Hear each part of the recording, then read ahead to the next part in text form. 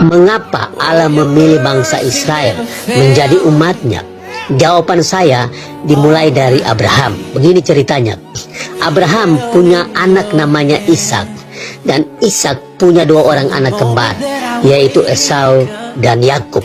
Nah, fakta menariknya begini. Sejak dalam kandungan, Esau dan Yakub sudah bertolak-tolakan di dalam kandungan ibunya, membuat Ribka ibu mereka kesakitan. Kita dapat melihat fakta itu di dalam Kejadian 25 ayat yang ke-22, sangat jelas di sana. Nah, pada saat itu datanglah firman Tuhan kepada Ribka ibu Esau dan Yakub. Nah, bunyinya seperti ini. Kejadian 25 ayat yang ke-23 mengatakan, firman Tuhan kepadanya, dua bangsa ada dalam kandunganmu, dan dua suku bangsa akan berpencar dari dalam rahimmu. Suku bangsa yang satu akan lebih kuat dari yang lain, dan anak yang tua akan menjadi hamba kepada anak yang muda. Anak yang tua adalah Esau, dan anak yang muda adalah Yakub. Nah, Esau adalah nenek moyang bangsa Edom, dan Yakub adalah nenek moyang bangsa Israel. Satu kebenaran yang perlu kita ingat, bahwa nama Yakub diganti oleh Allah sendiri menjadi Israel. Dalam kitab Kejadian 32 ayat yang ke-27 dan 28 mengatakan, bertanyalah orang itu kepadanya, siapakah namamu? Sahutnya, Yakub. Lalu kata orang itu, namamu tidak akan disebutkan lagi Yakub, tetapi Israel, sebab engkau telah bergumul melawan Allah dan manusia, dan engkau menang. Jadi nama Yakub sendiri diganti namanya oleh Allah sendiri menjadi Israel. Nah, jadi kesimpulan faktanya adalah, yang pertama, bangsa Israel dipilih Allah menjadi umatnya karena kedaulatan Allah. Yang namanya kedaulatan Allah, tidak ada campur tangan manusia di sana. Allah yang memilih dan Allah yang menetapkan bangsa Israel menjadi umat pilihannya. Itu yang pertama.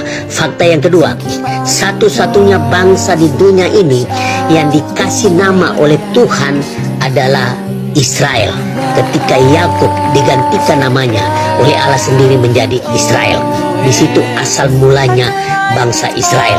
Dan fakta yang ketiga, sebelum wujud Israel sebagai bangsa itu ada seperti sekarang ini, Allah sudah memilih Israel sejak dalam kandungan. Esau dan Yakub di dalam kandungan, tetapi Allah memilih Yakub. Fakta yang keempat, yaitu sejak dalam kandungan bangsa Israel sudah ditentukan Allah menjadi bangsa yang kuat dan bangsa pemenang. Nah, kita lihat buktinya sejak bangsa Israel keluar dari Mesir pada zaman Musa dan sampai sekarang ini, bangsa Israel tidak dapat dimusnahkan oleh musuh-musuh mereka. Dari zaman Musa sampai sekarang ini, ada banyak bangsa di muka bumi ini yang berusaha untuk memusnahkan bangsa Israel dari muka bumi ini, tetapi satu pun tidak berhasil. Itu karena Tuhan melindungi mereka, Tuhan menjaga mereka, dan Tuhan berperang menggantikan mereka. Bukti lainnya, dalam bidang teknologi dan ilmu pengetahuan, tidak ada yang bisa menandingi Israel dalam segala bidang. Mereka tetap unggul dan pemenang. Nah, ini fakta yang tidak bisa dibantah. Nah, bro dan sis, bagi mereka yang anti Israel, Anda sedang memakai hasil teknologi dan ilmu pengetahuan bangsa Israel. Jujurlah dengan diri Anda.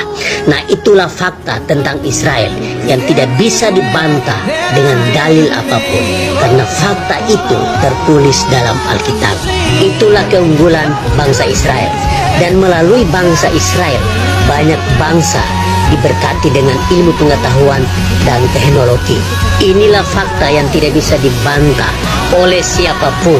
Tuhan memakai Israel untuk memberkati banyak bangsa, untuk memberkati kita semua dengan ilmu pengetahuan dan teknologi. Tuhan memberkati.